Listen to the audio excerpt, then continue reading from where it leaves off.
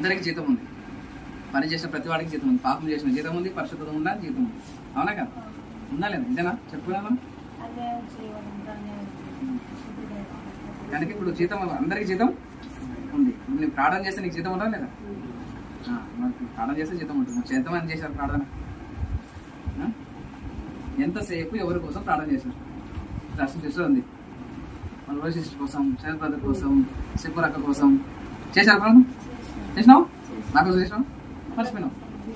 Very good. ఇప్పుడు ప్రార్థన చేస్తే మంచి. నీకు ప్రార్థన చేస్తున్నప్పుడు ఎవరెవరైతే కనబడతారో, వినబడతారో, గుర్తొస్తారో ప్రతి ఒక్కరి కోసం 2 చేతులకి ప్రార్థన చేయండి. నీకు ఎంత చేయాలనిపిస్తే అంతసేపు ప్రార్థన చేయండి. అప్పుడు వాళ్ళు ఆశీర్వదించబడతారు, నువ్వు ఆశీర్వదించబడతావు. లేకపోతే నీకోసం నీవే ఆశీర్వదిస్తావు, నీకు ఆశీర్వాదం వాళ్ళకి ఆశీర్వాదం. కనుక ఇతరుల వారం మనం మోస్తాం. మన కోసం ఏం చేయాలి? మనం ప్రార్థన చేయాలి. అట్లా ఒకసారి వాక్యం రాయబడింది. రాజు దానియేలును ఒక ఉన్నత స్థానంలో నియమిస్తాడు. ఏం చేస్తాడు? రాజు తీసుకుపోయి ఒక ఉన్నత స్థానంలో రాజును దానియేలు నిలబెడతాడు. అప్పుడు దానియేలుకు 3 స్నేహితులు ఉంటారు. వాళ్ళ పేరేం తెలుసా మీకు? వాళ్ళ నిజమైన పేర్లు ఏం పేరు? శద్రక్ మెషక్ అబేద్నెగో అనేటిది బబులోను రాజ్యంకి వచ్చిన తర్వాత రాజు అయిన నెబుకద్నెజరు పేర్లు పెట్టుకున్నాడు అని పేరు. దానియేలు పేరు కూడా పేరు ఉంటుంది. ఏం పేరు? బెల్తెషాజార్ అని పేరు పెట్టుకున్నాడు ఆయన పేరు. అలాగా వీళ్ళకు కూడా శద్రక్ మెషక్ అబేద్నెగో అనే పేరు ఎవరు పెట్టారంటే రాజు పెట్టాడు. వాళ్ళకి అసలైన పేర్లు అవి కాదు. ఏం పేరు చెప్పండి మరి? మీరు చెప్తారు. చెప్పమ్మా. అనన్య, అజర్య, మిషాయేలు అని వాళ్ళ పేర్లు. దానికి శద్రక్ మెషక్ అబేద్నెగో అని వాళ్ళు పేరు పెడతారు.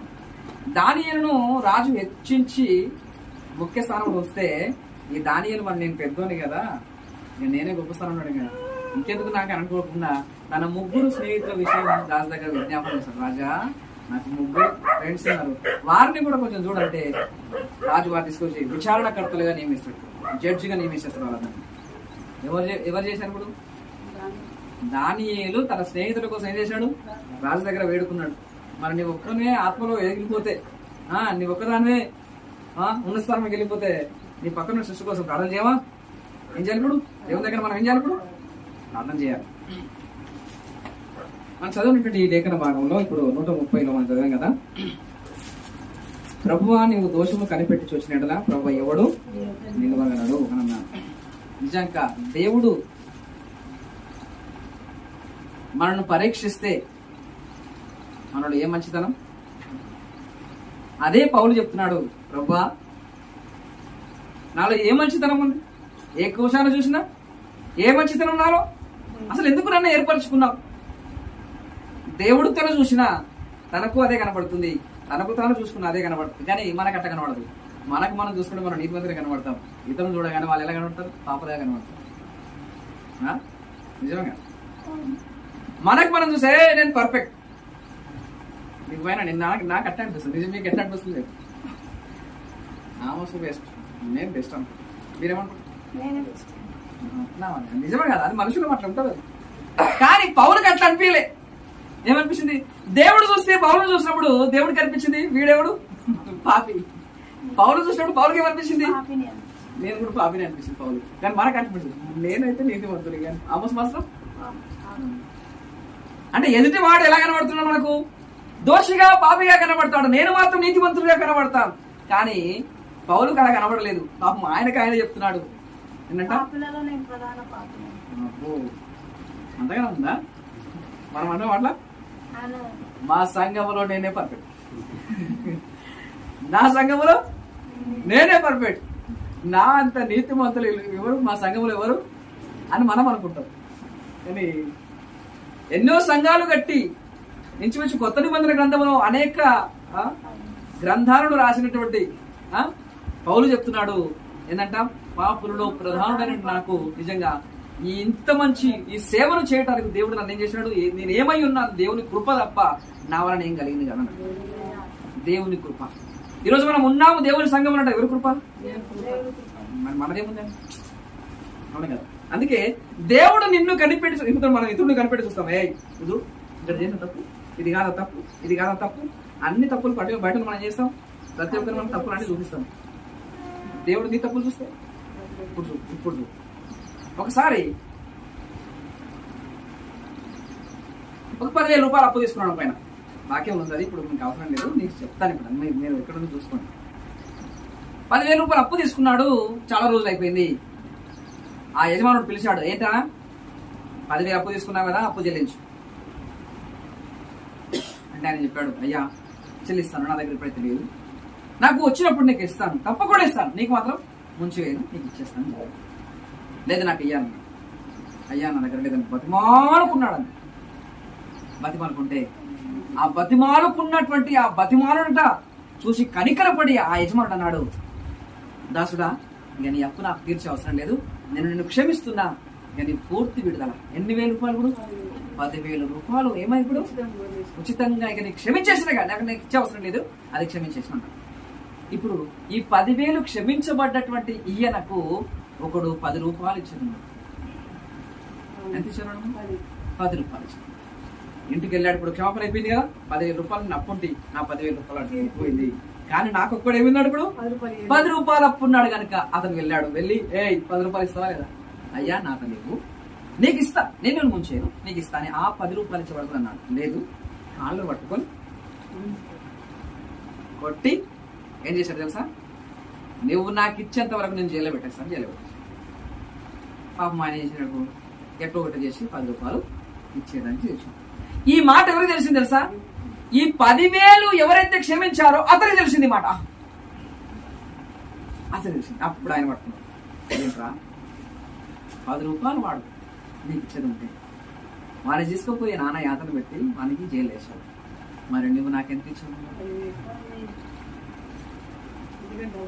నేను 10,000 క్షమిస్తే 10 రూపాయలు క్షమించలేని నీకు క్షమాపణ దొరుకుతుంది? తీసుకోమంటారు లోపలేసి. జరిగింది. మనం క్షమించకపోతే మనకు క్షమాపణ లేదంట ప్రభు చెప్పాడు. మనం ఏం చేయాలి? ఇప్పుడు నా సొంత మటం వాక్యమైంది, నాకు కూడా దొరుకుతుంది. ఏం చేయాలి? ఎంత క్షమించగలిగాను? నాకు ఇంత కీడు చేశారు కదా, ఎలా క్షమించగలగాలని నాకు మాత్రం మనసు ఒప్పలేదండి. నాకు మాత్రం మనసు ఒప్పలేదు. నాకు చాలా కీడు చేశారు, మనసు ఒప్పలేదు. ప్రభు మాత్రం ఏం చెప్తున్నాడు? మరి తల ఒగ్గాలా లేదా నాకు అర్థం అవుతుంది. ఇప్పుడు నేను ఇట్టున్నా, ఎప్పుడు ఉంటాను నా కోసం ప్రార్థన చేయండి. నేను మాత్రం ఉంటాను, నాది నా మనసు. అవునా? సరే, ఇప్పుడు దోషములను దేవుడు కనిపెట్టి చూసిన ఎడల ప్రభువా ఎవడు నిలుస్తాడు? ఎవడు నిలవలేడు. కానీ ఉచితమైన కృపను బట్టి నీ పాపాన్ని దేవుడు ఉచితముగా క్షమించాడు. లేదా? అవునా? మనం ఉచితంగా దేవుడు నీతిమంతులు చేశాడు లేదా? ఏమో ధర్మకార్యం చేసావా? 10 లక్షల రూపాయలు ప్రభు కోసం ఇచ్చామా? ఏమి చేయలేము. ఉచితంగా దేవుడు నేను ఏం చేశాడు? నీతిమంతుడు అని తీర్పు తెచ్చేశాడు. ఎలా నీతిమంతుడు అయ్యావు? నువ్వు పుట్టి నుంచి పాపమే. నీ జన్మ కర్మ పాపివి. నువ్వు ఈ పాపం నుంచి నువ్వు పాపివే కనుక నువ్వు నీతిమంతుడు ఎలాగయ్యావంటే యేసు క్రీస్తు రక్తాన్ని బట్టి, ఆయన ఆశ్రయించినందుని బట్టి నేను ఈరోజు పవిత్రుడిగా నీతిమంతుడిగా తీర్చబడ్డాను. యేసు క్రీస్తు ద్వారానే నీతిమంతుడిని. ఆయన ద్వారా తప్ప ఆయన లేకుండా నాకు నీతిమంతుమే లేదు కనుక ఉచితముగా నన్ను నీతిమంతుడిగా తీర్చింది ఎవరు? దేవుడు నిన్ను ఒకవేళ క్షమిస్తే నేను ఇతరుని క్షమించే నీకు పరలోక ప్రార్థనలో ప్రభా అందరూ వచ్చేది శిష్యులందరూ వేసి 12 మంది వేసుకు వచ్చారు. ఏంట్రా ఏంటి ఏం కావాలి చెప్పండి, ఏం కావాలి? రొట్టెలు కావాలా? రొట్టెలు కావాలి చెప్పండి. ఆగవుతుందా? లేదు ప్రభా, లేదు. మరి ఏం కావాలి? ప్రభా మాకు ప్రార్థన ఏ విధంగా చేయాలో చెప్పు. సరే, పరలోకమందున్న మా తండ్రి అంటే అందరూ పరలోకమందున్న మా తండ్రి. ఇప్పుడు మీరు సిఎస్ఐ కానీ బ్యాప్టిస్ట్ కానీ లూథరన్ కానీ చర్చికి వెళ్ళండి. ఆ చర్చిలో ఈ ప్రార్థన చేయకుండా వాళ్ళకి వేరే ప్రార్థన నాదిగా ఇదే ప్రార్థన. ఏంది? ఏ ప్రార్థన? నోటెడ్ ప్రార్థన. అది అలవాటు అయిపోతుంది, నోటికి వచ్చేస్తుంది అనమాట. పరలోకమందున్న మా తండ్రి, నీ నామం పరిశుద్ధపరచబడదు గాక, నీ రాజ్యం వచ్చును గాక, నీ చిత్తమందు పరలోకం నెరవేరినట్టు భూలోకమందు నెరవేరును గాక. మేము మా రుణస్తులను క్షమించిన ప్రకారము నువ్వు మా రుణములను క్షమించుము. మేము మా రుణస్తులను క్షమించిన ప్రకారము మేము ఎలా క్షమించాం? ప్రార్థన నేర్పిస్తుండే. ఎవరు నేర్పిస్తున్నాడు? ఏసే ప్రార్థన నేర్పిస్తుండే. ఎవరికి? పేతురుకి. పేతురున్నాడు అక్కడ. పేతురు మాట్లాడుతున్నాడు, మేము మా రుణస్తులను క్షమించిన ప్రకారం. క్షమించాలా? ఆయనకు అర్థమవుతుంది కనుక నేను క్షమించాలని అర్థం. ప్రార్థనలు ఏముంది ఇప్పుడు? యేసు ప్రభు నేర్పించిన ప్రార్థనలు కూడా ఏం చేశాడు? ఇప్పుడు మేము మా రుణస్తులను క్షమించిన ప్రకారము నువ్వు మమ్మల్ని క్షమించు ప్రభు అని ప్రార్థన చేస్తాడు. ఎవరు? సంఘ పెద్ద. కృతం చేసి కానీ బట్టి చేసుకుని వెళ్ళండి. ఈ ప్రార్థన చెప్పడం బయటకు వస్తారా లేదా? ప్రార్థన అయిపోతే కట్టలు కొట్టుకుంటారు సంఘాల్లో. మీరు కూడా నల్గొండ పెద్ద చేసి చూడండి కొట్టుకుంటారు. ప్రార్థన చేస్తారా లేదా? ప్రార్థన కంపల్సరీ చేస్తారు. మేము మా రుణస్తులను క్షమించిన ప్రకారం నువ్వు మమ్మల్ని క్షమించిన ప్రార్థన చేసిన ఈయనలే ఏం చేస్తారు? ప్రార్థన అయిపోతే ఆయన చింతకర్ర ఈయన చింతకర్ర ఇద్దరు కొట్టుకుంటారు. ఎప్పుడు క్షమించాలి? క్షమించలే. మనం అట్లా ఉంటే ఎట్లా? మనం ఏం చేయకూడదు? మన ప్రభు ప్రార్థన నేర్పించింది శిష్యులు. మనకు శిష్యులం అయితే మనకు కూడా ప్రార్థన రైట్. ఇప్పుడు క్షమించుట, దేవుడు నన్ను క్షమించాడు కనుక నేను ఇతరులను ఏం చేయాలి? ఇప్పుడు అది ప్రభు నేర్పాడు, నేను నేర్పలేను కనుక నీకైనా నాకైనా దగ్గర నన్ను నేర్చుకున్నాను. ఇప్పుడు ప్రభు ఎవడు నిలవగలడు? ఇంకా ఆయనను జనులని అందరూ భయభక్తులు కలిగి భయభక్తులు నిలుపునట్లు క్షమాపణ దొరుకును. యెహోవా కొరకు నేను కనిపెట్టుకొనుచున్నాను. నా ప్రాణము ఆయన కొరకు కనిపెట్టుచున్నది. ఆయన మాట మీద నేను ఆశ పెట్టుకొని ఉన్నాను. కావలి వారు ఉదయం కొరకు కనిపెట్టుట కంటే ఎక్కువగా నా ప్రాణము ప్రభు కొరకు కనిపెట్టుచున్నది. కావలి వారు ఉదయం కొరకు కనిపెట్టుట కంటే ఎక్కువగా నా ప్రాణము కనిపెట్టుచున్నది. ఇవన్నీ ఎవరి కోసం కనిపెడుతున్నాయినా? దేవుని కోసం కనిపెడుతున్నాడు. ఇప్పుడు మన కోసం ఎవరు వస్తారు, ఏ సహాయం చేస్తారు అనుకుంటే మనం ఏం చేస్తాం? వారి తట్టు చూస్తాం. ఎప్పుడు వస్తాడు, ఎప్పుడు వస్తాడు, ఎప్పుడు వస్తాడు, అవునా కదా? కావలి వాడు ఉదయం కోసం కనిపెడతాడు. ఎప్పుడు సూర్యుడు ఉదయిస్తాడా? ఈయన ఏం చేస్తాడు? ఆయన ఎప్పుడు సూర్యుని సైడ్ చూస్తాడు. మనం టైం చూసుకుంటాం. ఎప్పుడే కొంచెం ప్రార్థన, అవునా కదా? ఆయన ఎక్కడ చూస్తాడు? ఇప్పుడు కావాలి వాడు ఏం చేస్తాడు? ఇంటికి వెళ్ళిపోవాలి. ఎప్పుడు సూర్యుడు ఉదయిస్తే నేను అప్పుడు ఇంటికి వెళ్ళిపోతాను, ఈ డ్యూటీ దిగిపోవాలి. ఆ విధంగా అంతకంటే ఎక్కువగా దేవుని కోసం ఈయన కనిపెట్టుతున్నాడు, అవునా కదా? దేవుని కోసం కనిపెట్టుట, అదివట్టు చూచుట, అవునా కదా? కనిపెడుతున్నాం మనం. ఇప్పుడు మనం దేవుని కోసం కనిపెట్టుట లేదా చూచుట, ఆయన వైపు చూచుట. వాక్యం రాయబడింది, ఒక యజమానురాలు తట్టు దాసురాలు చూస్తుంట, తన చేతి తట్టు చూస్తుంది, ఏమని ఇస్తుందేమో. ఒక దాసుడు తన యజమాను చేతి తట్టు చూస్తాడు, ఏమని ఇస్తాడేమో. మనం అందరం దేవుని దాసులం. ఎవరి చేతి తట్టు చూడాలి? ఇప్పుడు యేసయ్య చేతి తట్టు చూడాలి. ప్రభువా మనం ఏమని ఇస్తాం? అడుగుడు మీకు ఇయ్యబడును, వెదుకుడు మీకు చెప్పాలి, వెదుకుడు మీకు, తట్టుడు మీకు. తన అడుగు ప్రతి వారికి పరిశుద్ధాత్మని ఎంతో నిశ్చయముగా అడగాల లేదా? మనం దేవుడు అడుగుమన్నాడు లేదా? అడగాలి, వెదకాలి, తట్టాలి. ఏం తట్టాలి? తలుపు తట్టాలి. పాస్గా తలిపేసుకున్నాడు అనుకోండి, మనం టైం వచ్చినా అంతా తలిపేసేసాడు. మన దగ్గర ఓపెన్ డోర్ మినిస్టర్ అనుకోండి, నేను డోరే లేదు కనుక ఎప్పుడైనా రావచ్చు, ఎప్పుడైనా పోవచ్చు కనుక మన టైం లేదు. ఇప్పుడు డోర్ వేయించాడు అనుకోండి, టైం కాగానే డోర్ వేసేస్తారు. వాక్యం నిజంగా చూసినట్టయితే కరెక్ట్ టైం పాటించారు, మనకు టైం లేదు కానీ అది వాక్యక్రమం అయితే కరెక్ట్ టైం ఉన్నారు. పెళ్లి కుమారుడు వచ్చాడు, సమయం గతించింది. ఎప్పుడైతే కన్యకులు సిద్ధముగా ఉన్నారు వారందరూ లోపలికి రాగానే పెళ్లి కుమారుడు చేసిన తలపేసి ఇప్పుడు డోర్ తలపేస్తున్నాడు. Tick tick tick tick. ఎవరు మీరు? మేము సాగర్ నుంచి వచ్చాం, మేము నల్గొండ నుంచి వచ్చాం, మేము హైదరాబాద్ నుంచి వచ్చాం. ఎక్కడి నుంచి వచ్చాం? ఇంకా మిరాలగూడ నుంచి వచ్చాం, కాజీపేట నుంచి వచ్చాం. ఎక్కడి నుంచి వచ్చినా సరే టైంకి రాలేక బయట ఉంటాం. వెళ్ళిపోవటాను ఉంది. ఎక్కడ ఉండాలి? లోపలికి రారు కానీ టైం రావాలి, లేకపోతే టైం అయిపోయింది కదా. అది వాక్య క్రమం, అది అంతే. కనుక ఇప్పుడు మనం టైంకి రాకపోతే ఏముంది? ఇప్పుడు బయటనే ఉంటాం. కనుక ఇప్పుడు సమయం ఓపెన్ డోర్ మినిస్ట్రీ లాగా మనకి ఎప్పుడైనా రావచ్చు, ఎప్పుడైనా పోవచ్చు కాదు. ఇప్పుడు ఏం చేయాలి? ఇప్పుడు డోర్ ఉంటుంది కనుక తట్టాలి. ఇప్పుడు ఏసై ఏం చేయాలి? తలుపు తట్టాలి. ఇప్పుడు తట్టుకో. ఆయన కూడా ఇప్పుడు నీకు తలుపు తట్టుతున్నాడు, అవును కదా? తలుపు తట్టి పిలుస్తున్నాడు. మనం ఆయనకి తలుపు తీయాలి, ఆయన మనకు కూడా తలుపు తీయాలి. కనుక ఇప్పుడు ఆయన సరిగ్గా అడగాలి, అతన్ని వెతకాలి, ఆయన్ను పొందాలి, అవునా కదా? అంటే ఇప్పుడు ఆయన తట్టు మనం చూడాలి. ఆయన దగ్గర ఏం దొరుకుతుందేమో? కృప దొరుకుతుందంట ఆయన దగ్గర రక్షణ దొరుకుతుందంట, అవునా కదా? క్షమాపణ దొరుకుతుందంట ఆయన దగ్గర. ఇవన్నీ ఎవరి దగ్గర దొరుకుతాయి? క్షమాపణ ఎవరైనా ఇస్తారా? తీసుకుపోయి కృప ఎవరైనా ఇస్తారా మనకి? ఎవరి దగ్గర దొరుకుతాయి ఇవన్నీ? ఆయన వద్ద క్షమాపణ దొరుకును, ఆయన దగ్గర కృప దొరుకును. కనుక దొరికే దగ్గరికి వెళ్ళి అయ్యా తలుపు తీసి నాకేమయ్యు కొంచెం కృప ఇవ్వండి అని బతిమాలుకోవాలి. బతిమాలుకుంటే యజమానుడు ఏం చేశాడు? ఇచ్చేసాడు. తీసుకో, ఎంతగా మనం తీసుకో. అవును కదా, బతిమాలుకుంటే. ఈ విధంగా మనం ఆయన తట్టు చూడాలి. ఒక మాట చదువుకుందాం రండి. కీర్తనలు 25 కీర్తన.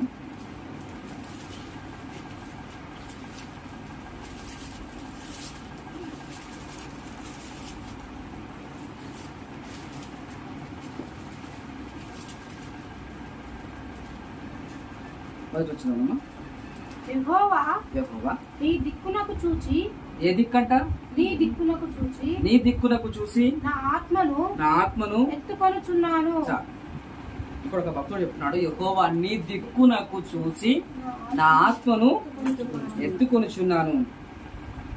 15 వచ్చిందమ్మా. 15 వచ్చింది. నా కను దృష్టి యెహోవా వైపునకే తిరిగి ఉన్నది. నా కను దృష్టి ఎల్లప్పుడు మింగేసినావు. యెహోవా వైపునకే తిరిగి ఉన్నది. చాలు. నా కను దృష్టి ఎల్లప్పుడు ఏ వైపుకు? ఇక్కడ ఫస్ట్ క్వశ్చన్ యెహోవా దిక్కునకు చూచి, ఏ దిక్కు నీకు? తూర్పు దిక్క, పడమర దిక్క, ఉత్తర దిక్క, దక్షిణ దిక్క, యెహోవా దిక్క. ఏ దిక్కు చూస్తున్నావు మరి? ఇక్కడ దావీదు చెప్తున్నాడు, నీ దిక్కునకు చూసిన ఆత్మను ఎత్తుకొనిచున్నాను అని అన్నాడు. నా కన్ను దృష్టి నీ వైపే ఎల్లప్పుడు అంట. ఇప్పుడు ఎల్లప్పుడు అంటే ఎప్పుడు? ఎప్పుడంటే కష్టం వచ్చింది అప్పుడు దేవుని వైపు చూద్దామా? చూడదు కదా. కష్టం వచ్చినప్పుడు చూడదు, సుఖం వచ్చినప్పుడు చూడాలా? అర్థమవుతుందా? ఎల్లప్పుడు అంటే కష్టం వచ్చినప్పుడు కాదు అని అర్థమా? కష్టం వచ్చినా, సుఖం వచ్చినా, దుఃఖం వచ్చినా, ఆనందం వచ్చినా, ఎల్లప్పుడూ ప్రతి పరిస్థితిలో ఎల్లప్పుడు అంటే ఎప్పుడు ఆయన వైపు చూడాలంట. మనం ఎప్పుడు చూస్తున్నాం మరి మనం? దావీదు ఎప్పుడు? ఎల్లప్పుడు నా కను దృష్టి ఆయన వైపే చూస్తుంది. మొదటి వచనంలో యెహోవా నీ దిక్కునకు చూసిన ఆత్మను ఎత్తుకొనుచున్నాను అన్నాడు. దేవుని దిక్కునకు చూసుట. ఎవరి దిక్కు చూస్తున్నారు ఇప్పుడు? దేవుని దిక్కునకు చూస్తున్నారు. మరి మీరు ఏ దిక్కునకు చూస్తున్నారు? నీకు ఏ దిక్కుంది? తూర్పు దిక్కుంది, పడమర దిక్కుంది, ఉత్తర దిక్కుంది. అందరు చూస్తారు అయ్య దిక్కు. మా దిక్కు అదే, అయ్యని దిక్కు. అయ్య దిక్కు చూస్తారు. కొందరికి అమ్మ దిక్కు, కొందరికి అన్న దిక్కు, కొందరికి చెప్పు మీకే దిక్కు. ఉన్నాడు అక్కడ పక్కనే ఉన్నాడు దిక్కు, అక్కడ దిక్కు, దగ్గర దిక్కు నీకు ఆయన దిక్కు చూస్తూ. విధంగా ఎన్నో దిక్కులున్నాయి, కానీ దావీదుకు మాత్రం ఒక దిక్కు. ఏం దిక్కు? యెహోవాయే నా దిక్కు. ఆ దిక్కునే చూస్తాను. మరి ఈరోజు మన ఏ దిక్కు ఉంది? అనే కదా, నా దిక్కు యెహోవా దిక్కులకు చూసిన ఆత్మను. కష్టం వచ్చినా, బాధ వచ్చినా, ఇబ్బంది వచ్చినా, తన జీవితంలో శ్రమలు వచ్చినా, ఆనందం వచ్చినా, సంతోషం వచ్చినా, యుద్ధం వచ్చినా ఆ దిక్కే చూశాడు. తన జీవితంలో ఎన్నో జరిగాయి, ప్రతిసారి ఏ దిక్కును చూశాడు? ఆయన దిక్కునకు చూశాడు. ఇంకొక దిక్కును ఆయన చూశాడు. ఈ విధంగా ఆయన దిక్కునకు చూసిన వారిని దేవుడు ఎప్పుడైనా వట్టి చేతులతో పంపేశాడా? సిగ్గుపరిచాడా? వారు ఆయన వైపు చూడగా వారికి వెలుగు కలుగును, వారి ముఖములు ఎన్నడూ లజ్జింపకపోవును అన్నాడు. నీవు ఒకవేళ ఆయన వైపు చూస్తే, ఆయన దిక్కు చూస్తే నీకేం కలుగుతుంది? రక్షణ కలుగుతుంది, వెలుగు కలుగుతుంది, ఆయన దగ్గర కృప కలుగుతుంది. అన్ని ఆయన దగ్గర ఉన్నాయి. ఆయన వైపు చూడు ఒకసారి. యజమానుడు తట్టుగా ఒక దాసుడు చూచినట్టుగా, కావలి వాడు ఉదయం కోసం కనిపెట్టినట్టుగా నీవు ఆయన వైపు చూస్తే ఆయన దగ్గర ఉన్నవారు నీకు దొరుకుతాయి. ఒకవేళ ఆయన తట్టు నువ్వు చూడకపోతే నీకు ఏం దొరకదు. అవునా కాదు? ఎవరి తట్టు చూడాలి ఇప్పుడు మనం? ఎందుకు? మనకు కావాల్సిన ఆయన దగ్గర. యెహోవా నీ వైపు చూసిన ఆత్మను ఎత్తుకొనిచున్నాను. నీ వైపు చూస్తున్నాను, నీ దిక్కు చూస్తున్నాను. మరి ఈరోజు నువ్వే దిక్కు చూస్తున్నావు? ఆయన నీ దిక్కా, ఇంకెవరున్నాడు నీ దిక్కు? నీకు ఆయన దిక్కుంటే ఆయన వైపు చూస్తావు. ఒక వాక్యం మనం చదువుకుందాం. దానియేలు గ్రంథం, కొంచెం మంచిగా వినండి వాక్యము, కొంచెం లోపలికి వెళ్ళిపోదాం. దానియేలు గ్రంథం 6వ అధ్యాయం.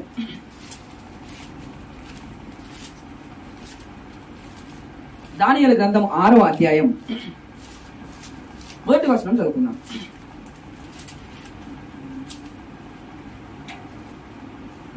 చదవండి. ఆరోగ్యం. 6వ అధ్యాయం మొదటి నుంచి చదువు. తన రాజ్యమంతటి పైన తన రాజ్యమంతటి పైన అధిపతులుగా అధిపతులుగా ఉండుటకై 120 మంది 120 మంది అధిపతులను నియమించుటకు దర్యావేషునకు ఇష్టమాయను వారి పైన ముగ్గురిని ప్రధానులుగా నియమించును. ఆ ముగ్గురిలో దానియేలు ముఖ్యుడు. రాజునకు ఆ రాజునకు నష్టము కలగకుండానట్లు ఆ అధిపతులు తప్పకుండా వీరికి లెక్కలు ఒప్పజెప్పవాలని ఆజ్ఞ ఇచ్చెను. ఈ దానియేలు అతి శ్రేష్టమైన బుద్ధి గలవాడై ప్రధానులలోను అధిపతులలోను ప్రఖ్యాతి నుండి ఉండేను గనుక రాజ్యమంతటి మీద అతని నియమింపవాలని రాజు ఉద్దేశించెను. చాలండి. ఇక్కడ రాజగు దర్యావేషును చూస్తున్నాం. ఇక్కడ ఏం పేరు ఆయన పేరు అలా చెప్పాలి. రాజగు దర్యావేషు బబులోను రాజ్యానికి ఇశ్రాయేలు దేశం నుంచి కొంతమందిని బాలును తీసుకొచ్చారు. ఆ తీసుకొచ్చిన వారు ఎవరయ్యా అంటే బబులోను రాజు అయినటువంటి నెబుకద్నెజర్. ఈ నెబుకద్నెజర్ కాలములో ఈయన వచ్చాడు. ఎవరు? దానియేలు ఈ బబులోను రాజ్యానికి. ఆ నెబుకద్నెజర్ చనిపోయిన తర్వాత అతని కొడువైన బెల్షస్సరు అనుకుంటా, రాజుకు బెల్షస్సరు. ఆ బెల్షస్సరు దేవునికి ఆజ్ఞను ధిక్కరించి మందిరంలో ఉన్నటువంటి ఆ ఉపకరణాలు తీసుకొచ్చి, పాత్రలు తీసుకొచ్చి వాళ్ళ ద్రాక్షారసం పోసి తనను తన యొక్క భార్యలందరూ కలిసి అవి సేవిస్తున్నప్పుడు మెనే టేకిన ఉపార్సినటువంటి ఒక రాత ఆ గోడ మీద రాయబడినప్పుడు అది చూసి వణుకుతూ చచ్చిపోయాడు ఆయన. అప్పుడు మాదీయుడగు ఈ దర్యావేషు రాజయ్యాడు. ఈ ముగ్గురు కాలంలో ముగ్గురు రాజులు మారారు, కానీ ఏకాధిపతిగా ఒకడే ఉన్నాడు. దానియేలు మాత్రం మారలే. ఆమేన్. రాజులు మారిపోయారు. ఎవరెవరు పోయారు? నెబుకద్నెజర్ పోయారు, బెల్షస్సరు పోయాడు. ఇప్పుడు ఎవరు వచ్చారు? ఇప్పుడు దర్యావేషు రాజు వచ్చాడు. అన్ని కాలంలో కూడా ముఖ్యుడుగానే విశేషమైన జ్ఞానం అంటారు.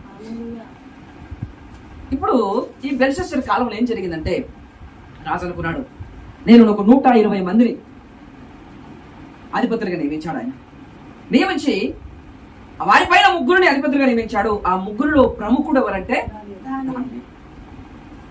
ఈయనకు మంచి జ్ఞానం, అతి శ్రేష్టమైన బుద్ధి, అతి శ్రేష్టమైన బుద్ధి గలవాడే ప్రధానులను అధిపతులను ప్రఖ్యాతి నుండి ఉండను గనుక అని అంత జ్ఞానవంతుడు గనక రాజు అనుకున్నాడు, ఇప్పుడు ఈ 120 మంది మీద కాదు, 120 మంది మీద కాదు, ఇప్పుడు రాజ్యమంతుడి పైన ఆయన ప్రధానిగా నియమిస్తాను అనుకున్నాడు. అప్పుడు ఈ 120 మందికి వచ్చేసినప్పుడు అబ్బా మమ్మను కాదని మేము ఈ దేశస్తులం, ఎక్కడి నుంచి వచ్చి అడిగినా ఈ దాని ఈయన ప్రధానిగా నియమిస్తాడా అని లోపల ఏమొచ్చింది. ఇప్పుడు కొంచెం ఈసి వచ్చేసింది. వీన్ని ఎక్కడైనా సరే ఏం చేద్దాం, ఇప్పుడు పట్టుకున్నాం చేసి వీళ్ళు ఏం చేయాలి, ఇప్పుడు వీళ్ళు నేలకేసి కొట్టారా, ఏమన్నా చేద్దాం, వీళ్ళు వెనుక లాగా వీళ్ళు ఎందుకని చేయకూడదు. రాజు ఆ స్థానంలో పెడదాం అనుకుంటున్నా కనుక మనం ఆ స్థానం నుంచి ఇతను ఏ విధంగా రాజు నుంచి ఏం చేద్దాం, తప్పిస్తామని ఈ 120 మంది ప్లాన్ చేస్తున్నారు. ఇప్పుడు ఈయన మాత్రం ఎవరు తెలుసా? దానియేలు దేవునికి బహుప్రియుడు. దేవుడికి నేను ఇష్టడు కనుక ఆయన తప్పించనని చెప్పాడు. దేవునికి ఇష్టడు ఈయన, ఆయన పేరులోనే దేవుని బహుప్రియుడు అంటే ఈయన. అలాంటి దానియేలు దేవునితో కలిసి నడుస్తున్నాడు, దేవుని వైపు చూస్తున్నాడు, ఆయనని దిక్కుగా చూస్తున్నటువంటి ఈ దానియేలు దేవుని దిక్కు చూస్తా ఉంటే ఈ 120 మంది ఎవరు చూస్తున్నారు. ఇప్పుడు ఇక దేవుడు లేడు. ఎప్పుడు దానియేలు ఏ తప్పులో పట్టుకుందామా? ఇప్పుడు మీరు కూడా చర్చికి వస్తారు కదా, మీ చుట్టాలు కానీ, మీ బంధువులు కానీ, మీ స్నేహితులు కానీ, అరే భయ్ ఇన్ని రోజులు మాతోటి ఉన్నాడు, మాతోడు తిన్నాడు, మాతోడు తాగాడు, మాతోడు కలిసిండు, మాతోటి అన్ని మాతోటే ఉన్నాడు కనుక ఇప్పుడు ఏం చేస్తాడు, ఇప్పుడు మాతో కాదని ఇప్పుడు మిరియాలు కూడా చర్చికి వెళ్తున్నాడు. ఆయన ఏదో మా పండుగలో రాడు, మా పబ్బాలో రాడు, మాతో కలిసి ఉండడు, మా చేసిన ఆచారాలు పాల్గొనడు, ఏదో ప్రత్యేకంగా ఉన్నాడు కనుక నేను ఏం చేద్దామా అని నీ మీద పగబడతాడు. ఎక్కడ దొరుకుతాడా చూద్దాం, వీడు ఇంత పవిత్రంగా ఉంటాడా, ఎప్పుడు అబద్ధమాడా, ఎప్పుడు ఎప్పుడు ఎప్పుడు ఏం చేయడా చూసుకుందామని చెప్పి ఏం చేస్తారు. ఇప్పుడు 120 మంది ఏ విధంగా అయితే దానియేలు చూస్తున్నారో నీ చుట్టుపక్కల ఉన్నందుకు నేను చూస్తారండి. ఎప్పుడు ఏం మాట్లాడతావు, ఎప్పుడు కొట్లాడతావు, ఎప్పుడు పూర్తి మాటలు వస్తాయో. అబ్బాయి నువ్వు దేవుని బిడ్డ కదా, ఏం బిడ్డ, మరి నీవేం బిడ్డ, నాకే తెలుస్తున్నావు. అలా అంటున్నారు అట్లా. నిన్నైతే దేవుని బిడ్డ అంటారు వాళ్ళు. మరి వాళ్ళు ఎవరు బిడ్డ వాళ్ళకి తెలుసు, మనకు తెలియదు, మనం ఏమనుతుంది. కనుక ఇప్పుడు దానియేలును వాళ్ళు పరీక్షిస్తున్నారు, ఎక్కడ దొరుకుతాడా అంటే అక్కడ చదవండి, కింద చదవండి. అందుక ప్రధానులను అధిపతులను రాజ్యపాలన విషయంలో దానియేలు మీద ఏదైనా ఒక నింద మోపవలెనని ఉండి తగిన హేతువు కనిపెట్టుచుండిరి. గాని దానియేలు నమ్మకస్తుడై ఏ నేరమైనను ఏ తప్పైనను చేయువాడు కాడు గనుక దానియేలులో తప్పైనను లోపమైన కనుగొనలేకపోయిరి. ఎంత కనుగొందామన్నా దానియేలులో మాత్రం తప్పైనను లోపమైనను ఒకవేళ అప్పటి సందర్భంలో మనం పెట్టుకున్నాం, దానియేలు లేడు, మనం ఉన్నాం అనుకోండి, అప్పుడు చూసుకోండి తప్పైనను యశ్వంతం గారు ఉన్నాం అనుకోండి, తప్పైనను లేదా దేవుని స్తోత్రం. దానియేలు దేవుడు ఆ విధంగా ఉంచును కాక. ఆ విధంగా ఇప్పుడు ఆ స్థానంలో ఇప్పుడు నేను చెప్పాను పేరు చెప్తే బాగుండదు కనుక ఇప్పుడు యశ్వంతం గారు నేను చెప్పాను, కానీ మేము చెప్పాను, మీరు పెట్టుకోండి అక్కడ. దానియేలు స్థానంలో ఆశీష్ సిస్టర్ కానీ, రోజా సిస్టర్ కానీ, సిపురక్క కానీ, బ్లెస్ కానీ, ఆమోస్ కానీ, శరద్ కానీ, మిమ్మల్ని ఆ స్థానంలో పెట్టుకోండి. మిమ్మల్ని మీ చుట్టూ కూడా 120 మంది ఉన్నారు, మిమ్మల్ని చూస్తున్నారు. అప్పుడు దానియేలు చూసినప్పుడు వారికి ఏ తప్పైనను ఏ లోపమైనను వారికి కనబడలేదంట. ఒకవేళ నిన్నే వాళ్ళు చూస్తే మరి నీలే కనబడుతుందో నీకు నీవే పరీక్షించుకో. ఇక నేను చెప్పాను, తప్పైనను లోపమైనను కనుగొనలేకపోయారంట. అందుక మనుషులు అతని దేవుని పద్ధతి విషయం అందే గాని ఎక్కడ దొరకడరా వీడు, కానీ ఒక్కటే పద్ధతి దొరుకుతుంది దేవుని విషయంలో తప్ప. చర్చి పోతాడు చూడ అని మనకు అప్పుడు తప్ప ఇంకెప్పుడు దొరకడు. దేవుని పద్ధతి విషయం అందే గాని మరి ఏ విషయమందు అతనిలో లోపము కనుగొనలేమనుకోనిరి. కాబట్టి ఆ ప్రధానులను అధిపతులను రాజునొద్దకు సందడిగా కూడి వచ్చి ఇట్లనిరి, రాజుకు దర్యావేషు చిరంజీవి ఉందుగాక. రాజ్యపు ప్రధానులను సేనాధిపతులను అధిపతులు మంత్రులు ఈ విధంగా వాళ్ళు ఎన్నో ప్లాన్ చేసుకున్నారు కనుక వాళ్ళ ప్లాన్లన్నీ ఫెయిల్ అయిపోయినాయి. ఇప్పుడు ఏం ప్లాన్ చేశారంటే ఇక కాదు, దానియేలు ఎక్కడ ఏ లోపం లేదు, ఏ తప్పు లేదు. కానీ ఇప్పుడు వీళ్ళని ఎట్లా తీసుకుందామంటే ఒక శాసనం చేద్దాం. ఏంటంటే 30 దినముల మట్టుకు ఎవరు ఏ దేవునికి ప్రార్థన చేయకూడదు అని ఒక శాసనం పెడదాం. మాదేమో రేపు బొమ్మ మొక్కదంటే మొక్కమాలి, రేపు బొమ్మ మొక్కదంటే వాళ్ళు మొక్కరు. దాని మొక్కుకుంటుంటాడా?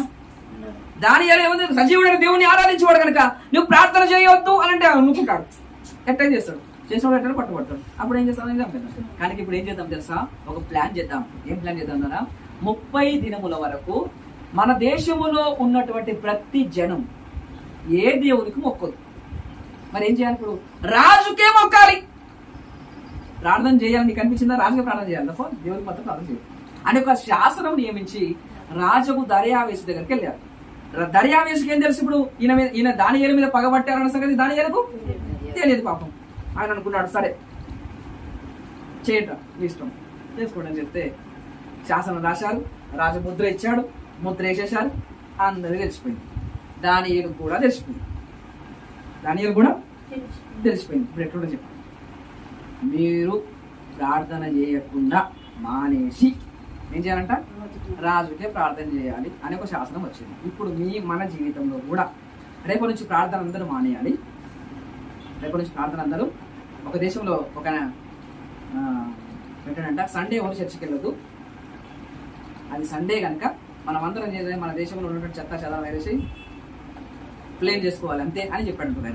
ఆయన ప్రెసిడెంట్గా గెలవగానే ఒక దేశంలో, మన అదే దేశం నాకు తెలియదు, అలా చేశారంట. భవిష్యత్ కాలంలో మనలో కూడా ఎవరు ఏ దేవునికి ప్రార్థన చేయకూడదు అని శాసనం వస్తే మీరు ప్రార్థన చేస్తారా లేదు? చేయకూడదు శాసనం వచ్చింది కదా, శాసనం వచ్చింది. ఒకవేళ చేస్తే నేను తీసుకుపోయి చేస్తారు తెలుసా, సింహాలు గుహలు వేస్తారు, లేకపోతే జైల్లో వేసేస్తారు. అప్పుడు ఎట్లా మనం జైలు పోతావా? ప్రార్థన మానేస్తావా? ప్రార్థన చేసి జైలుకు పోతావా? ప్రార్థన చేయకుండా ఇంట్లో ఉంటావా? మరి దానియేలుకు వచ్చింది ఇప్పుడు 30 దినముల వరకు ఎవరు ప్రార్థన చేసినా, ఏ దేవునికి ప్రార్థన చేసినా ఏమైపోతుంది? ఆయన తెలిసినాక ఏం చేసినాడో చూద్దాం ఒకసారి. 7వ వచనం చదువుతాం చూడండి. రాజ్యపు ప్రధానులు, సేనాధిపతులు, అధిపతులు, మంత్రులు, సంస్థానాధిపతులు అందరూ కూడి రాజు ఒక ఖండితమైన చట్టము స్థిరపరిచి దానిని శాసనముగా చాటింపు చేయనట్లు యోచన చేసిరి. ఇట్లనగా 30 దినముల వరకు నీ యొద్ద తప్ప మరి ఏ దేవుని యొద్దనను మానవుని యొద్దనను ఎవడును ఏ మనవి చేసుకునకూడదు. ఎవడనను చేసినడలా వాడు సింహముల గుహలో పడదోయబడు. రాజా, ఈ ప్రకారముగా రాజశాసనం ఒకటి పుట్టించి మాదీయుల యొక్కయు పారసీకుల యొక్క పద్ధతులను అనుసరించి స్థిరమగు శాసనము ఉన్నట్లు దాని మీద సంతకము చేయమని మనవి చేసిరి. కాగా రాజుకు దర్యావేశం శాసనము రాయించి సంతకం ఇక అయిపోయింది. జీవం వచ్చేసింది. ఇప్పుడు దానియేలు ఈ శాసనం తెలిసిన తర్వాత ఏం చేశాడో అప్పుడు చదువుతాం చూడండి. 10వ వచనం. ఇట్టి శాసనము సంతకము చేయబడెను అని ఎవరు తెలుసుకున్నారు ఇప్పుడు? ఎవరు తెలుసుకున్నారు ఇప్పుడు? ఏం తెలుసుకున్నాడు? ఏం శాసనం అది? 30 దినముల వరకు ఏ దేవుడికి ప్రార్థన చేయకూడదు. ప్రార్థన చేయడానికి రాజుకి మాత్రమే చేయాలి, కానీ ఏ దేవునికి ఏ మనుషులకి మనవి చేసుకోకూడదు అని దానియేలు తెలిసింది. తెలిసిన తర్వాత దానియేలు ఏం చేస్తున్నాడు చదవడమ్మా. ఇట్టి శాసనము సంతకము చేయబడనని దానియేలు తెలుసుకొని అతడు తన ఇంటికి వెళ్లి యథాప్రకారముగా తెలుసుకున్న తర్వాత ఏం చేస్తున్నాడు? అతడు తన ఇంటికి పోయాడంటే ఇప్పుడు తెలుసుకున్నాడు, ఇంటికి పోయాడు. వెళ్ళి యథాప్రకారముగా అనుదినము అంటే ఒక దినమా? ప్రతిదినం. యథాప్రకారం అంటే ఆయనకు అలవాటు ఉన్నది ఒకటి, వాడుక చొప్పున అని అంటాం. యేసుక్రీస్తు తన వాడుక చొప్పున ఎక్కడికి వెళ్ళాడు? కొండకు వెళ్ళాడు ప్రార్థన చేయటకు. వాడుక చొప్పున ఎక్కడికి వెళ్ళాడు? దేవాలయంలో బోధన చేయడానికి వెళ్ళాడు. వాడుక చొప్పున యథాప్రకారంగా అంటే తనకు వాడుక, తన పద్ధతి, తన జీవిత విధానం అది. ప్రార్థన చేయుట తన జీవితంలో ఒక భాగం అది. లేవగానే పనులు చూస్తారా మీరు? ఎందుకు? అది మన పద్ధతి. లేవగానే అది అయిపోతుంది అంతే, అవునా కదా? ఆ విధంగా యథాప్రకారంగా ఆ పద్ధతి తెలిసిపోయింది.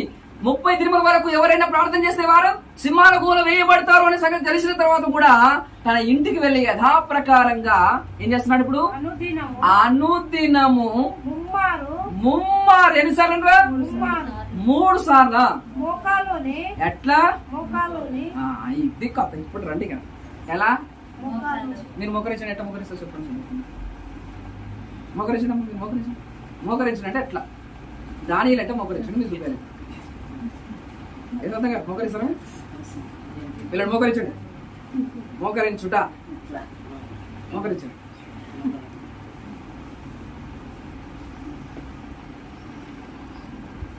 దానియేలు తన ఇంటికి వెళ్ళి యథాప్రకారంగా అనుదినము ముమ్మారు మోకాళ్ళుని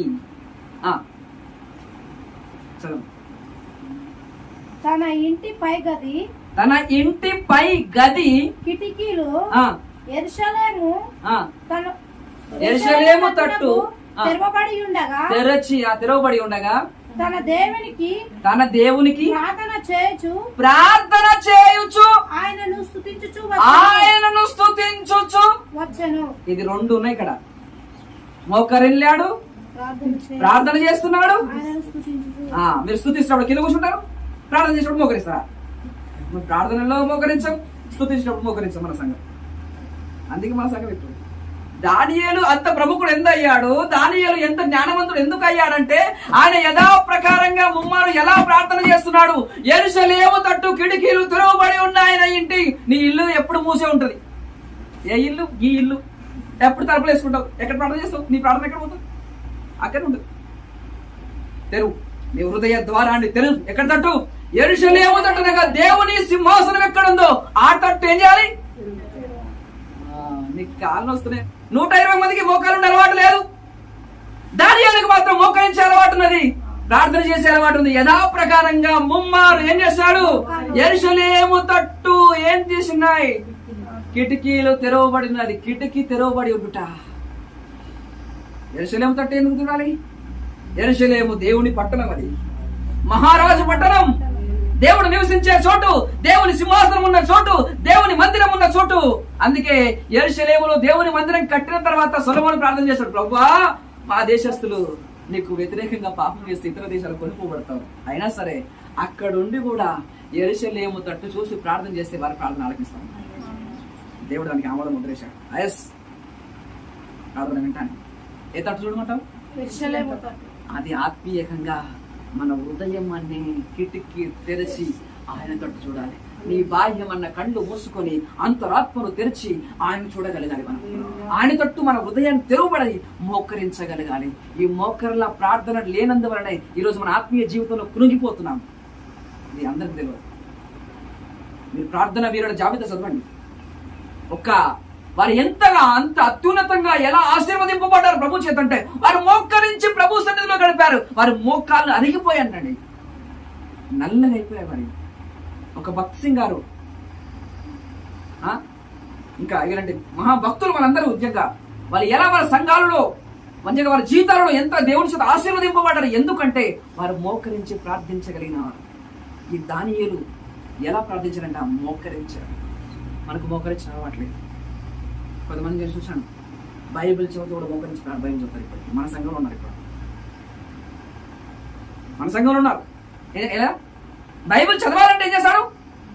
మనం కలిసి అట్లా వేసుకుంటున్నాం. ఆయన అట్లా మోకరించి బైబిల్ చదువుతాం. ప్రార్థన చేస్తున్నాడట. మోకరించి ప్రార్థిస్తూ స్తుతిస్తున్నాడు. శాసనం బయలుదేరింది, కానీ మోకరించడం మనవలేదండి. యథాప్రకారంగా అనగా తన జీవితం ఎప్పుడైతే ఇక్కడికి వచ్చాడో బాలుడు ఉన్నంత కాలంలోనే అతనికి వాళ్ళ తల్లిదండ్రులు నేర్పించారు, నానా నువ్వు మోకరించి ప్రార్థించు. ఎక్కడ? ఇశ్రాయేలు దేశంలో బాలుడుగా ఉన్నప్పుడే అతనికి ఒక బోధ జరిగింది. మోకరించుడు ప్రార్థించుడు ఎలాగో అతను అక్కడ నేర్చుకున్నాడు. ఇప్పుడు బబులోను దేశంకి వచ్చాడు, కానీ ఆ మోకరించుడు అతని దగ్గర నుంచి పోలేదు. బాలుడై ఉండగానే అతనికి ఏం చేశాడు? బోధించు. అతడు పెద్దవాడైనప్పుడు దాని నుంచి తొలగిపోడు. మీరు విశ్వాసముగా బాల్య దశలో ఉన్నారు కనుక ఈరోజు మీకు మోకరించుట అనేది నేను చెప్తున్నాను. ఈరోజు మనం అందరం కలిసి మోకరించి ప్రార్థిస్తే మన మొర దేవుని 120 మంది అనుకున్నారు. శాసనం రాసింది, రాజు దాని మీద ముద్ర వేశాడు. అయినా సరే ఆ శాసనం గీసిన పక్కన పెట్టాడు. ఇప్పుడు దేవుని కోసం కిటికీలు తెరవబడి ఉండగా మోకరించి ప్రార్థిస్తున్నాడు, స్తుతిస్తున్నాడు. అంటే మనం ఏం చేయాలి? ఇప్పుడు మోకరించాలి, ప్రార్థించాలి, స్తుతించాలి. ఎంతకాలం ప్రార్థిస్తాం? రోజుకు 3 సార్లు ప్రార్థిస్తున్నాడు ఆయన. ఆయనకు పని లేదా? మనకుంటాయి బట్టలు ఉతకాలి, అంట్లు తోమాలి, పిల్లలు రెడీ చేయాలి, వాళ్ళకి ఏం చేయాలి? రెడీ చేసుకోవాలి, బట్టలు ఉతకాలి, ఐరన్ చేయాలి, ఏమేమో పనులు ఉంటాయి మనకి. వంట చేసుకోవాలి, ఇవన్నీ పనులు ఉంటాయి కదా. మరి దానికి ఏం పని లేదా పాపం? 120 మందిలో ప్రధానుడు రాజు దగ్గర అన్ని లెక్కలు ఒప్పచెప్పాలంటే మామూలు లెక్క కాదు. ఆయన అనేక ప్రెజర్ ఉంటుంది ఆయన దగ్గర. ఎన్నో సంస్థానాలు రాజ్యంలో అదంతా కూడా లెక్క ఈయన దగ్గరకు వస్తుంది. అవన్నీ లెక్క చేయాలి. అయినా సరే ఆ లెక్క అంతా చేస్తున్నాడు. మళ్ళీ తన సమయాన్ని చూసుకొని ఎక్కడికి వెళ్తున్నాడు? మళ్ళీ ప్రార్థనకి వెళ్తున్నాడు. మరి నీకు సమయం ఉందా? అన్నిటికీ సమయం ఉంటుంది మనకు. అన్నిటికీ సమయం, ప్రార్థనకు మాత్రం సమయం ఉండదు. ప్రార్థన సమయం లేదని చెప్పి తినకుండా 3 సార్లు తింటారు, కానీ 3 సార్లు ప్రార్థన చేస్తావా? దానియేలు తిన్నాడో తినలేదో కానీ ఉపవాసం ఉన్న దినాలకు లెక్క రాసుకున్నాడు ఆయన. నిజంగా మోకరించుట ఆయన జీవితంలో ప్రధానమైనది. ఈరోజు నిజంగా నువ్వు మోకరిస్తే నిన్ను కూడా దేవుడు దానియేలు వల్ల ఆశీర్వదిస్తాడు. ఈ మోకరించినటువంటి ఈయన రోజుకు 3 సార్లు మోకరిస్తున్నాడు కదా. మోకరిస్తున్నప్పుడు వాళ్ళు వచ్చారు, తీసుకెళ్లిపోయారు. ఎవరిని? మోకరించి ప్రార్థనలు స్తుతిస్తున్నటువంటి దానియేలును తీసుకొచ్చి దర్యావేషు రాజు దగ్గర తీసుకుపోయి, రాజా నీకు వ్యతిరేకంగా ఏం చేస్తున్నాడు ఆయన? దేవునికి ప్రార్థన చేస్తున్నాడు అని చెప్పి నేరం మోపారు ఆయన మీద. కానీ రాజుకి విషయం తెలియదు. దానియేలు మీద వీరు పక్కబట్టారన్న సంగతి తెలియదు. పాపం రాజుకి ఈయన స్నేహితుడు లాంటి వాళ్ళు. ఆయన తప్పించాలి ఎంతో ప్రయత్నం చేశాడు, కానీ అతని వాళ్ళకి ఎందుకు శాసనం అయిపోయింది. ఇప్పుడు రాజశాసనం ఎవరు మార్చలేదు. మంచి కూర్చోండి. మనం ప్రార్థన చేసుకుంటూ మోకరించాలి. ఇప్పటి నుంచి మోకరించడం. నేను ప్రార్థన అనగానే మోకరించాలి, స్తుతించడం అనగానే ఏం చేయాలి? ఇప్పుడు మోకరించాలి. ఇది దానియేలు దగ్గర మనం నేర్చుకోవాలి. ఆ విధంగా రాజు దగ్గర తీసుకున్న తర్వాత రాజు ఎంతో ప్రయత్నం చేశాడు, కానీ కాదు. ఇప్పుడు ఏం చేశాడు? సరే మీ ఇష్టం చెప్పి దానియేలుతో రాజు ఒక మాట చెప్తున్నాడు. ఆ మాట చెప్తున్నాడు.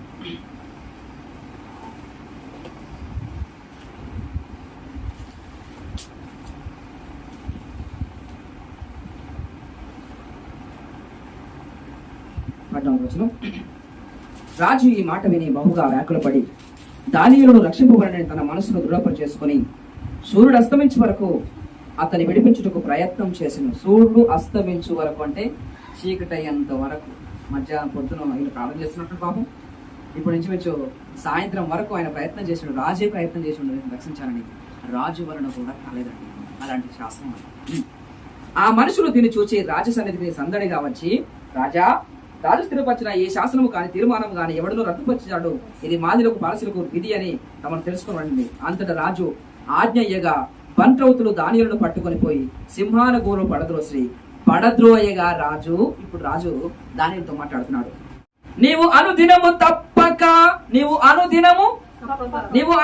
తప్పక సేవించుచున్న నీ దేవుడే నిన్ను రక్షించునని దానియేలుతో. రాజుకున్న విశ్వాసం చూడండి. నీవు అనుదినము సేవించుచున్న దేవుడే. శరత్ గారు, నీవు అనుదినము సేవించుచున్న నీ దేవుడే నిన్ను రక్షించును. నీవు ఆటోకి ఎక్కడ వెళుతున్నా నీవు అనుదినము నువ్వు సేవించే దేవుడు నిన్ను కాపాడు. నువ్వు ఏ పడికి వెళుతున్నా ఏ శ్రద్ధ గారు, నీవు అనుదినము సేవించున్న నీ దేవుడే నిన్ను రక్షించును. ఎవరికి విశ్వాసం ఉంది ఇప్పుడు? రాజుకు విశ్వాసం. నేను రక్షించజాలను, నేను రక్షింపజాలను, కానీ నువ్వు అనుదినము సేవించుచున్న నీ దేవుడు. ఎవరి దేవుడు? యేసయ్య గారు ఎవరి దేవుడు? నీవు అనుదినము సేవించున్న నీ దేవుడు, నేను అనుదినం సేవించున్న నా దేవుడు నన్ను రక్షించకు సమర్థుడని నీవు నమ్ముతున్నావు. ఈరోజు నువ్వు సేవిస్తే నీకు విశ్వాసం. రాజు చెప్తున్నాడు, నీవు అనుదినము సేవించుచున్న నీ దేవుడు అనగా దేవుణ్ణి సేవించువాడు అన్న సంగతి రాజు కూడా తెలుసు. నువ్వు దేవుణ్ణి ఎలా స్తుతిస్తున్నావు, ఎలా ప్రార్థిస్తున్నావు, ఎలా వెంబడిస్తున్నావు, ఎలా అనుసరిస్తున్నావు అన్న సంగతి నీ చుట్టుపక్కల వారందరికీ తెలియబడాలి. అవునా కదా? నువ్వు అనుదినము సేవించాలి ప్రభువుని. ఇతడు ముమ్మారు ప్రార్థన చేస్తున్న సంగతి రాజుకు తెలుసు. ఇతడు దేవుణ్ణి సేవిస్తాడని రాజుకు తెలుసు. 120 మంది కూడా తెలుసు, అందరికీ తెలుసు ఈయన దేవుని ప్రార్థిస్తాడని సంగతి. అతడు ఏ లోపము లేదు. ఎంతగా లోపము లేకుండా ఎలా బ్రతకగలుగుతున్నాడంటే అతడు మోకరించి ప్రభు సన్నిధిలో బ్రతికాడు గనక బయట అంత పరిశుద్ధంగా బ్రతకగలుగుతున్నాడు. మనం మోకరించడం తక్కువ గనక బయట మనం ఓడిపోతున్నాం. ఇది ఆయనకు మనకున్న తేడా. అర్థమైందా మీకు? చదువు అర్థమైనా? మనం బయట పరిశుద్ధంగా బ్రతకాలి అని అనుకుంటే మొట్టమొదటిగా ఇంటిలోకి వెళ్ళి మోకరించుట నేర్చుకోవాలి. అక్కడ ఎంత ప్రభుతో నీవు గడుపుతావు అంత పవిత్రంగా బయట గడుపుతావు. లేకపోతే ఆ గదిలో నీవు పవిత్రంగా అనగా పరిశుద్ధంగా దేవుని సన్నిధిలో గడపకుండా నీవు ఉంటే ఏదో 2 ముక్కలు పెదవులతో ప్రార్థన వెళ్ళిపోతే బయట అనుకున్నావు. అనుదినము నీవు సేవించాలి నీ ప్రభువుని. మోకరించి ఏం చేశాడైనా ప్రార్థిస్తూ స్తుతిస్తున్నాడు. మన ప్రభువుని మనం సేవించాలంటే ఎలా సేవించాలి? ప్రార్థించాలి, స్తుతించాలి, మోకరించి చేయాలన్నమాట. నిలబడి కాదు, మోకరించాలి. అది మనం దేవుని సన్నిధులు మనం నేర్చుకుంటాం మంచి పద్ధతి. ఈ విధంగా దానియేలును తీసుకెళ్లి ఎక్కడ వేశారు? ఇప్పుడు వేస్తున్నప్పుడు రాజు చెప్తున్నాడు, నేను రక్షింపజేయకపోయాను, కానీ నీవు సేవించిన దేవుడు మాత్రం రక్షిస్తాడు. అవునా కదా? మనం ఎవరు రక్షించలేదు, మన వారు రక్షించకపోవచ్చు, మన తోటి వారు మనం రక్షించకపోవచ్చు, మనం ఎవరినో మీద ఆశ పెట్టుకున్న వారు మనం రక్షించలేకపోవచ్చు, కానీ మనం రక్షించేవాడు మనం సేవించమని దేవుడు రక్షించాలి. అవునా కదా? అవును. అదే విశ్వాసంతో ఆ రాజు మాట విన్నాడు. ఇప్పుడు తీసుకెళ్ళి అతను ఏం చేశాడు? ఇప్పుడు సింహాల గుహలో ఎందుకు చేశాడమ్మా? ఏం తప్పు చేశాడని సింహాల గుహ వేశాడు? ఏం పాపం చేశాడో సింహాల గుహ చేశాడు? దానియేలు మీరు చెప్పండి. ఏం తప్పు చేశాడు? దొంగతనం చేశాడా? నరహత్య చేశాడా? ఏం చేశాడు? ఎవరైనా దోచుకు వెళ్ళాడా? బంగారం దోసుకెళ్ళాడా? ప్రార్థన చేస్తే సింహాల గుహలు వేస్తారండి. చెప్పండి. ఈరోజు కూడా దొంగతనం చేసిన వాడు ప్రపంచంలో గొప్పవాడైపోతాడు, వారి అందరు గౌరవిస్తారు. 10 మందిని చంపిన వాడు నాయకుడైపోతాడు, లీడర్ అయిపోతాడు, వారి అందరు గౌరవిస్తారు. హత్యలు మానభంగాలు చేసిన వాడు ఈ లోకంలో గొప్పగా అయిపోతాడు, అందరికీ గౌరవం, వారికి ఓ పెద్ద మనిషి. కానీ మనం వెళ్ళి సువార్త చెప్తే మనం తీసుకెళ్లి లోపలేస్తారు, మనం నిందిస్తారు. ప్రార్థన చేసిన వాడికి జైల్, పాపం చేసిన వాడికి శిక్ష. ఇది ప్రపంచంలో జరుగుతున్నది ఈరోజు. కానీ నీకు స్వేచ్ఛ కావాలా, జైలు కావాలా? ప్రార్థిస్తే జైలు వచ్చినా సరే జైల్లోనే ప్రార్థన చేస్తా అని తీర్మానం చేసుకున్న వారు ఉన్నారా? దానియేలు శాసనం వచ్చింది, రాజు శాసనం చేశాడు అని తెలిసినా కూడా తన యథాప్రకారంగా ప్రార్థన చేయటం మరవలేదు.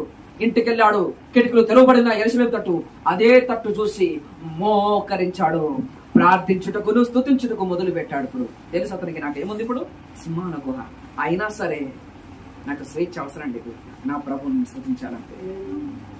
అవునా? అలాగా ప్రభువును స్తుతిస్తున్నప్పుడు తీసుకెళ్లారు, సింహాలు గుహ వేశారు. ఇప్పుడు చూడండి, చుట్టూ 120 మంది లేరు. ఇప్పుడు ఎవరున్నారు? ఇంతకు ముందు ఇతను చూసేవారు 120 మంది, రాజు ఉన్నాడు. కానీ ఇప్పుడు రాజు లేడు, 120 మంది లేరు, ఒక్కడు ఉన్నాడు. ఎక్కడ? సింహాల గుహలో ఉన్నారు. ఇతను చుట్టూ ఉన్న అధిపతులు, ప్రధానమంత్రులు లేరండి, సింహాలు ఉన్నాయి. ఇప్పుడు అక్కడ కూడా ఇప్పుడు కిటికీలు ఉన్నాయి. గుహ ఆడద కిటికీలు, ఇంట్లో ఉండే కిటికీలు ఉన్నాయి. ఇప్పుడు ఇక్కడ కిటికీలు ఉన్నాయి. ఇప్పుడు హృదయ నేత్రాలను తెరుచుకున్నాడు. అక్కడ చూస్తున్నాడు, ఆయన తట్టు చూసి తన ఆత్మను ఎత్తుకొనిచున్నాడు. ఆయన తట్టు చూస్తున్నాడు. ఆయన ఇప్పుడు దానియేలు యెరూషలేము తట్టు ఏం చేశాడు? కిటికీలు తెరవబడి ఉండగా నిజంగా గుహలో ఉన్న దానియేలు ఇప్పుడు 3 సార్లు కాదమ్మా, రాత్రంతా ఆయన తట్టు చూస్తున్నాడు. ఇప్పుడు ఆమేన్. ఇప్పుడైతే రోజుకు 3 సార్లు మాత్రమే. కానీ ఇప్పుడు దానియేలు సింహపు గుహలో వెళ్ళిన తర్వాత అప్పుడేం చేస్తున్నాడు? చాలా మంది మన ప్రవక్తలందరూ కూడా జాన్ బనీహన్ తీసుకెళ్లి లోపల ఎక్కడేసారు తెలుసు, జైల్లో వేశారు. అంతకుముందు ఆయన స్వార్థ ప్రకటిస్తూ కాళ్ళలో కొంచెం టైం తక్కువ నేర్చుకోవాలి. కానీ జైల్లోకి వెళ్ళిన తర్వాత యాత్రికుని ప్రయాణం అనే బుక్ అక్కడ రాశాడు. ఆయన ఎక్కడ రాశాడు? ఆయనకు ప్రభుత్వం గడిపినటువంటి సమయం అది. బయట ఉంటే అంత సమయం దొరకలేదేమో. ప్రభు ఆయనకి ఏం చేశాడు? ఇప్పుడు అవకాశం ఇచ్చాడు. ఇప్పుడు ఈ ప్రార్థన చేయడానికి ఈయనకేం దొరికింది? ఇప్పుడు ఒక అవకాశం దొరికింది. ఇప్పుడు ఇంకా దేవుని స్తుతిస్తున్నాడు, ఇంకా ప్రార్థిస్తున్నాడు. ఎక్కడ? సింహాలు కూడా ప్రార్థన చేయడం. చుట్టెవరున్నా మరణం, సింహం కొరకేస్తాడు. కానీ ఎప్పుడైతే మోకరించాడు, ఆ మోకరించినప్పుడు ఒంటరిగా లేడు, ఆయన దూత కూడా అతను తోడుగా ఉంది. ఎవరున్నారు? ప్రార్థించడానికి మోకరించగానే ఈయనతో పాటు ఇంకొకరు మోకరించారు. ఎవరు? దూత, దేవుని దూత అతని పక్కన ఉంది. ఇప్పుడు వస్తారా సింహం? రమ్మాలి సింహాన్ని. ఇతను చూస్తున్నాయి అలాగే. ఒక్క సింహమైన నోరు తెచ్చి దగ్గర రావడం లేదు. సింహాల గుహలో ఉన్నాడు దాని. కానీ దానియేలును తినడానికి సింహం రావడం లేదు. ఎందుకు రావడం లేదు? ఎవరిని మృంగుదునా అని తనకు సమయము కొంచెమే అని తెలుసుకొని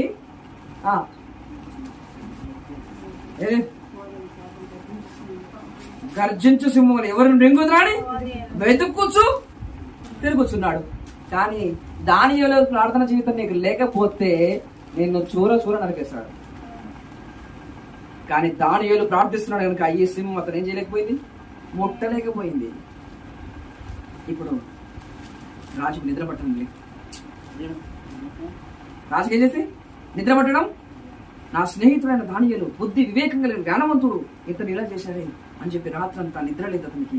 కానీ దానియేలుకు మాత్రం దేవుడితో సంబంధం ఉంది. దేవుడితో మాట్లాడుకుంటున్నాడు, ఇంకా ప్రార్థిస్తున్నాడు, ఇంకా స్తుతిస్తున్నాడు, ఉచ్చరిస్తున్నాడు ప్రభు సన్నిధిలో. అవునా కదా? అలా మోకరించి రాత్రంతా మోకరించగలిగినవచ్చు. మనకైతే నీవు ఎంతసేపు మోకరించగలవు? అవునా కదా? ఎంత దేవుడి ప్రభుని స్తుతిస్తావు మోకరించి. అది కూడా అలా ప్రభుని స్తుతిస్తున్నప్పుడు ఇక రాత్రంతా గడిచిపోయింది. ఉదయమునే రాజు అక్కడికి వచ్చాడు. ఎక్కడికి వచ్చాడు? ఇప్పుడు ఆ గుహ ద్వారము దగ్గరకు వచ్చి, దానియేలు జీవము గల దేవుని సేవకుడా. ఎంత మంచి బిరుదండి. నాకు రెవరెండో, మోస్ట్ రెవరెండో, బిషప్ అవసరం లేదు. ఏం కావాలి ఇప్పుడు? జీవము గల దేవుని సేవకుడు అంటే ఎంత మంచి పేరండి. ఎవరి సేవకులు మనం? అనుదినము నువ్వు సేవించుచున్న నీ దేవుడు. ఆ దేవుడు ఎవరు? జీవము కలిగిన వాడు. అక్కడ ఆయన చెప్తున్నమాట, జీవము గల దేవుని సేవకుడమైన దానియేలు నిత్యము నీవు సేవించుచున్న నీ దేవుడు నిన్ను రక్షింపగలిగేనా అని అతనిని అడిగాను. అందుకు రాజు దానియేలు రాజు చిరకాలము జీవించును గాక, నేను నా దేవుని దృష్టికి నిర్దోషినిగా కనబడితిని గనుక ఆయన తన దూతను పంపించి సింహములు నాకు ఏ హానియు చేయకుండా వాటి నోలు మూయించెను. ఆమేన్. సింహముల నోలును మూయించడానికి దేవుడు ఎవరిని పంపాడు? దూతలను పంపాడు. ఈ రోజు ఏ సింహము నేను మింగేస్తుంది?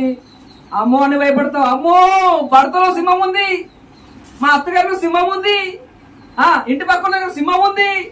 అమ్మో వాళ్ళు మాట్లాడుతూ అబ్బో అయిపోతుంది అబ్బాయి.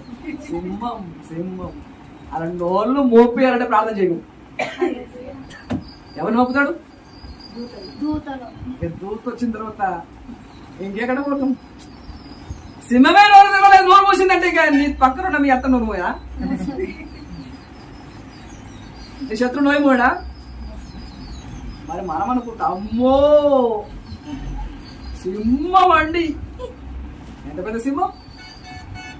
కానీ నిజంగా నువ్వు మోకరించి ప్రార్థిస్తే, దానియేలు రాత్రంతా ప్రార్థించినప్పుడు దేవుడు ఎవరిని పంపాడు?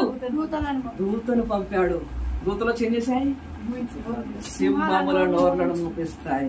నిన్ను మృంగకుండగా, నీకు ఏ హాని రాకుండగా, ఏ దుష్ట శక్తి నిన్ను ముట్టకుండగా వాటి నోట్లు మూపించేస్తాను. ఆమేన్.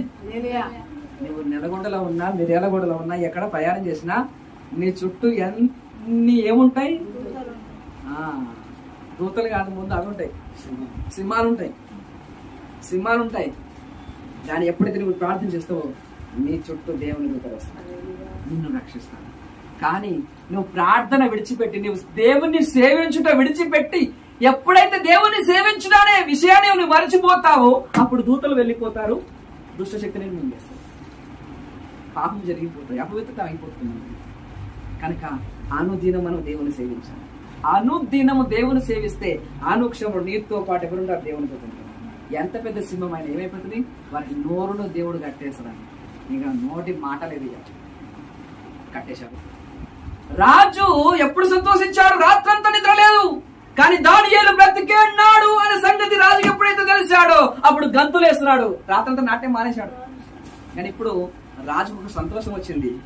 నిజంగా నువ్వు బ్రతుకుతే నీ సహోదరుడు సంతోషిస్తారు. మీ పాస్టర్ గారు నిన్ను బట్టి సంతోషించాలి. ఎందుకు? నా సహోదరుడు ఇంకా బ్రతికే ఉన్నాడు. సింహాలు అతను చుట్టుముట్టినా, ఇంకేంది, ఆపదలు దుఃఖములు అతన్ని ఆమెను ఆవరించిన, ఇంకా నా కుమార్తె సజీవముగా ఉన్నది అని నీ సేవకుడు సంతోషించాలి. అంటే నువ్వు ప్రార్థనలో దేవుని సేవిస్తే నిన్ను దేవుడు బ్రతికిస్తాడు. రాజు ఇప్పుడు ఎక్కడ లేని సంతోషం పట్టలేకపోతున్నాడు, ఆనందముతో పొంగిపోయాడు. అప్పటి వరకు దుఃఖ స్వరముతో దానియేలు అన్నాడు. కానీ ఎప్పుడైతే రాజా అని దానియేలు మాట్లాడుతున్నాడో ఇప్పుడు సంతోషం పొంగిపోతుంది రాజులో. నిజంగా మనం బ్రతికితే మన యజమానికి ఏమన్నారు? ఇప్పుడు సంతోషం. మనం చనిపోతే మన యజమానుడు ఏం చేస్తారు? దుఃఖపడతారు. అనగా ఆత్మ సంబంధం మనం చావకూడదు, బ్రతకాలి. 120 మంది ఈయన మీద ఎంతమంది నేరం మోపి లోపలిద్దామని చూశారు కదా, వాళ్ళందరినీ, వాళ్ళని మాత్రం కాదు, వాళ్ళ పిల్లలని, వాళ్ళ భార్యని, వాళ్ళ కుటుంబంతో సహా ఎక్కడేశారు? ఇప్పుడు సింహాల గుహలో వేశారు. వీళ్ళకి అనుదినం ప్రార్థన చేయడం తెలుసా? కిటికీలు జరగడం తెలుసా? మోకరించడం తెలుసా? వీళ్ళకి ఏం తెలియదు. ఏం తెలుసో తెలుసా? పక్కోడు ఎవడైనా ఎదిగిపోతున్నా వాళ్ళకి కిందికి రావడం తెలుసు. ఇది తప్ప వేరేదేమి తెలియదు. అలాంటి వాళ్ళని తీసుకొచ్చి ఇప్పుడు ఎక్కడేశారు? ఎప్పుడైనా సింహాల గోలు వేశారు. దానియేలును సింహాల గోలు వేస్తే బతికొచ్చాడు. మరి వీళ్ళని కూడా వేస్తే బతికొస్తారా? ఇప్పుడు చదవండి ఏం చేశారు చూడండి. అడుగునకు రాక మునుపే సింహముల పాలైరి, సింహములు వారి ఎముకలను సహితము పగుల గొరికి పొడి చేశారు. ఇంకా సమయం అంటారు. ప్రార్థన తెలియదు వీరికి, మోకరించడం తెలియదు వీరికి, దేవుని సేవించడం తెలియదు వీరికి. సింహాలు ఏం చేశాయి? ఇప్పుడు ఈ కథ. ఈరోజు నేను ఆత్మీయ జీవితములో నేను ఎదగకుండగా, లేదా ఆత్మీయ జీవితంలో ఒక జీవితాన్ని గడపకుండగా మనం ఉన్నాము. ఎందుకంటే ప్రార్థన లేకపోతే, మోకరించడం లేకపోతే, మనని ఏం చేస్తారు ఇప్పుడు, మన ఎముకలను సైతం పొడి చేస్తారు సైతం. ఇంకేమన్నా బతకండి ఏం. కనుక ఈరోజు దానియేలు వలన నువ్వు అధిక బుద్ధిని పొందాలి అనుకుంటే, దానియేలు వలన నువ్వు బ్రతకాలి అంటే, సింహపు బోనులో వేసినా కూడా నువ్వు బ్రతికి జీవించాలంటే, ఎంత లోతులోనికి నిన్ను పడద్రోసిన లోకస్తులు నిన్ను నింద వేసినా, అవమానపరిచినా, నేను ఎక్కడో లోపల గొంతులో వేసేసినా, అక్కడ కూడా నువ్వు బ్రతికి రావాలనుకుంటే నువ్వేం చేయాలి? ఇప్పుడు ఎక్కడైనా సరే ప్రతి క్షణం దేవుని అనుదినము దేవుని సేవించు. దానియేలు అక్కడ కూడా దేవుని సేవించాడు, ఇప్పుడు దేవుని సేవిస్తున్నాడు. అట్లయితే ఈరోజు నువ్వు అనుదినము దేవుని సేవిస్తున్నావా? దానియేలు ఏం చేశాడు? ఇప్పుడు ఒక్క దినం కాదు, అనుదినము దేవుని సేవించాడు. ఎలా? మోకరించి స్తుతిస్తున్నాడు, ప్రార్థిస్తున్నాడు. కనుక దేవుడు సింహముల నోళ్ళు మోపించి ఇతన్ని బ్రతికించాడు. ఈరోజు కూడా మన చుట్టూ అంధకార శక్తులు ఉన్నాయి, లింగాన్ని వస్తున్నాయి, నీ ఆత్మీయ జీవితాన్ని నాశనం చేయాలని చూస్తున్నాయి, నిన్ను అక్కడ ఆపేయాలని చూస్తున్నాయి. నువ్వు ముందుకు వెళ్ళకూడదు, పరలోక రాజ్యాన్ని స్వతంత్రించకూడదు అని చెప్పేసి, నువ్వు రాజ్య సింహాసనం మీద దేవునితో పాటు ఆ సింహాసనం ఎక్కకూడదు అని నేను ఇక్కడే ఆపేయాలని చూస్తే, నీ మీద 120 మంది ఎలాగైతే పగబట్టారో దానియేలు, ఆ విధంగా లోకముల సాతాను శక్తులన్నీ సంఘం మీద పగబట్టాయి. దీన్ని ఆర్పేయాలి, దీన్ని నాశనం చేయాలి, దీన్ని ఆపాలి అని ఎన్నో ప్రయత్నాలు జరుగుతున్నాయి. కానీ వాడెంత ప్రయత్నం చేసినా నీకొకటే గురి ఉండాలి. నేను దేవుని సింహాసనం మీద కూర్చోవాలంటే నేను ముఖ్యంగా మోకరించి దేవుని సన్నిధిలో ప్రార్థించాను. నువ్వు ఎంత ప్రభు సన్నిధిలో ప్రార్థిస్తావో అంతగా సాతాను నోరు మూయబడుతుంది, నీవు అంతగా దేవుడు నిన్ను హెచ్చిస్తూ ఉంటాడు. రండి ప్రార్థన చేసుకుందాం.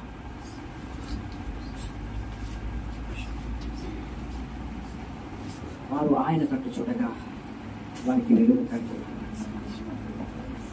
ప్రభువా, యెహోవా నీ దిక్కులకు చూసి నా ఆత్మను ఎత్తుకొనుచున్నాను. దానియేలు ఏ దిక్కులకు చూశాడమ్మా? యెరూషలేము దిక్కు చూస్తున్నాడు. ఆయన యెరికో తట్టు చూడలేదు, బబులోను దిక్కును చూడలేదు, రాజు దిక్కులకు చూడలేదు. తను రక్షింపగలిగిన దేవుని వైపు చూశాడు.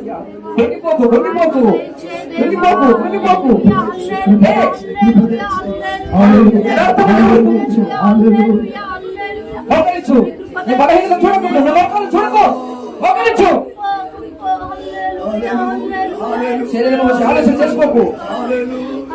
ఆరోగ్యాన్ని చూడ దేవుడు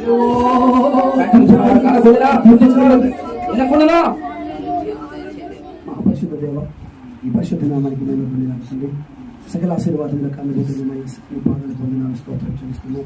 ఈ యొక్క దేవ పునరుత్థాన దినమైన దేవ, నీకు స్తోత్రం ప్రభువ. ఆయా ప్రాంతంలో పొందిన దేవ, ఈ సన్నిధానానికి మీరు సురక్షితంగా మీరు తోడుకొని వచ్చి ఈ విధంగా మేము అందరం కలిసి నిన్ను స్తుతించి నిన్ను ఆరాధించి ఈ వాక్యాన్ని ధ్యానించడానికి ఇచ్చిన ఇంటి కృపకి నీకు పొందిన స్తోత్రం చెల్లిస్తున్నాం. నీ మీద ఆనుకున్న, నీ మీద ఆధారపడిన దానియేలు సింహాల గొర్రెలో ఉంది, సింహము నోటిలో మీ దానియేలు మీరు తప్పించిన విధానం బట్టి నీకు వందనాలు. కనుక ప్రభువ మా జీవితంలో కూడా ప్రభువ అయ్యా నీకు స్తోత్రం తన ప్రభువ. వక్రచర్మ మధ్యలో మూర్ఖుల మధ్యలో మేము జీవిస్తున్నాము దేవా. దేవానికి స్తోత్రం ప్రభువ. మీరు కూడా మమ్మల్ని అందరినీ దేవా ప్రాణములతో సహా దేవానికి సజీవముగా ప్రభువ సాతాను మమ్మల్ని మింగకుండా నీ కృపను మమ్మల్ని కాపాడండి, నీ కృపను మమ్మల్ని భద్రపరచండి దేవా. హల్లెలూయా హల్లెలూయా హల్లెలూయా. సింహపు నోటిలో నుండి ప్రభువా మమ్మల్ని అందరినీ మీరు తప్పించండి, మమ్మల్ని అందరినీ మీరు రక్షించండి. దేవానికి స్తోత్రం ప్రభువా. మా ప్రాణములను దేవా, మా ఆత్మలను దేవా మీరు సజీవముగా మీరు కాపాడమని దేవా. నీ కృపలో మమ్మల్ని అందరినీ మీరు భద్రపరచమని దేవా. నాదా సత్యస్వరూపి, సంఘములకు కర్త, సంఘముల మధ్యలో సంచరించువాడా మా యేసయ్యా, మా జీవాధిపతి నీకు స్తోత్రం చెల్లిస్తున్నా దేవా. మమ్మల్ని అందరినీ మీరు కాపాడండి, నీ కృపలో భద్రపరచండి దేవా. తండ్రి నీకు స్తోత్రం. దుష్టుడు మమ్మల్ని ముట్టకుండా, వాళ్ళ యొక్క పన్నాగములో వాళ్ళ యొక్క దేవ ఉచ్చులో మేము పడిపోకుండా నీ కృపలో మమ్మల్ని భద్రపరచమని దేవానికి స్తోత్రం. మమ్మల్ని సజీవులుగా నీ కృపలో మీరు కాపాడమని ఆ సమస్త బలహీనత నుండి మమ్మల్ని అందరూ మీరు విడిపించమని శారీరక, మానసిక, ఆధ్యాత్మిక సమస్త రూపతలు నాశనం యేసు తొలగిపోనుగాక. సంపూర్ణమైన విడుదలయు, సంపూర్ణమైన ఆరోగ్యమును, ఆయుష్ను మాకందరికీ అనుగ్రహించి మమ్మల్ని అందరినీ మా కుటుంబాన్ని దీవించి ఆస్వాదించి నీకు శుద్ధి కృపలో మమ్మల్ని భద్రపరచమని, ఈ రాజ్యం కొరకు మీరు అక్కడ కొరకు మమ్మల్ని అందరినీ సిద్ధపరచమని మొదలుకొని ప్రతి దినము దానియేలు వలె ప్రభువా అయ్యా నీకు స్తోత్రము తండ్రి ప్రభువా నీ తట్టు దేవా మేము మోకరించి మా చేతులెత్తి ప్రభువా నీకు స్తోత్రము తండ్రి ప్రభువా ఆకాశమందు ఆసీనుడా నీ తట్టు మా కరుణెత్తుచున్నామని దేవా నీ తట్టు దేవా మా చేతులెత్తి నీ తట్టు మా మనస్సులెత్తి నీ తట్టు మా కరుణెత్తి ప్రభువా అయ్యా నీకు స్తోత్రం తండ్రి దానియేలు వలె ప్రార్థించే అట్టి అనుభవమును నేను మాకందరికీ అనుగ్రహించమని కేవలం మేము వాక్యం వినువారమై ఉండక ఆ విన్న వాక్యానుసారంగా మా జీవితాలు సమర్పించుకోవడానికి నీకు ఉపదేశమని నేటి మొదలుకొని ప్రభువా నీకు స్తోత్రం తండ్రి ప్రభువా ప్రతి దినము దేవానిసలో ఏ విధంగా అయితే ప్రభువా ముమ్మార్లు భోజనం చేస్తున్నామో అలాగే ముమ్మార్లు ప్రభువా నీసంలో ప్రార్థన చేసే అట్టి అనుభవం నాకు మాకు మా అందరికీ మీరు నేర్పించమని మీరు మాకు దేవానికి స్తోత్రం తండ్రి ప్రభువా నీ కృపలో మమ్మల్ని భద్రపరచమని మమ్మల్ని అందరినీ కూడా సంఘంలో దాన్ని జ్ఞాపకం చేసుకోండి నిశ్చితమైతే ప్రభువా వచ్చేవారు రావడానికి ఒకవేళ నిబంధనలు అక్కడ వస్తే మేము అందరం ఎత్తబడి ఆ మహిమలో నీతో కూడా ఉండే అటు ధనకరమైన జీవితం మీరు మాకు అందరికీ అనుగ్రహించమని కోసం ఇచ్చే సమర్పిస్తూ సంస్థ కనుక మేము యేసు పరిశుద్ధ వేడుకుంటున్నాం తండ్రి దేవుని యొక్క ప్రేమ పరిశుద్ధాత్మకమైన సాహసం అందరి సకల పరిశుద్ధులకు సదాకలతో నడిపించును కాక ఆమేన్ యేసు రక్తమేజ్ యేసు నామేజ్ సుఖ సంపూర్ణ విషయం కాక